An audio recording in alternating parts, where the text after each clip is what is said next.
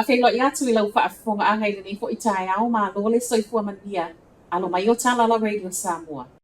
I tala tomua, o lo o whaia nei so enga whaasanga I se tasi o whale ainga I Ponsonby I Aukilani, Taiko Ponsonby, leana mamai mai ai si lia ma le lua se furu tangata na o iai.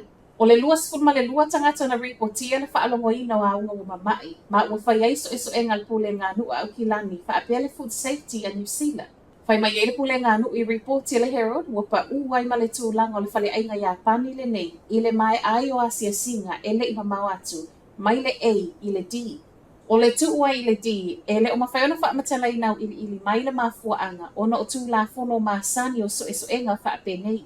O aunga na whaalongoina e nisi o tangata na a ai le taiko e pe ona reportia e au fie le internal bleeding, o le whaasuati ma le manawa tata.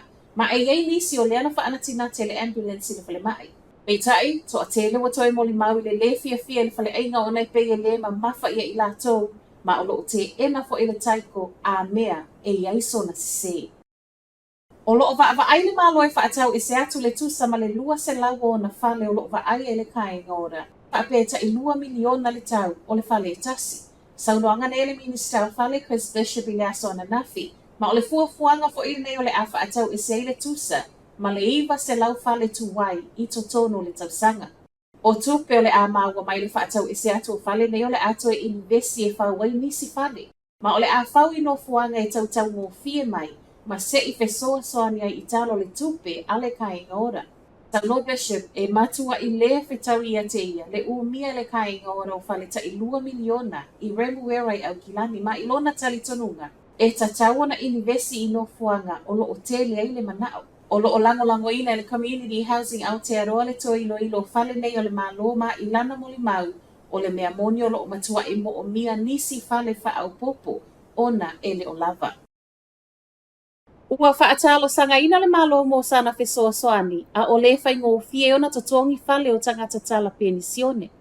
Lua whaalako tupotonga o lea ua whaatalo sanga nga I le malo mo se fesoa soani, ma o lo o ngatasi lea talo sanga. Ma so enga le University of Massey e le I mamau atu, o lea toe I titi tupe umalava tangata penisiona, lea e toe alo e totongi e o la tau whale. O le manatu o le age concern, o le si o le tupe tangata mātutu o lo maua, po o le whai o se tau whaataku la ai lungo tau o whale o lo totongi.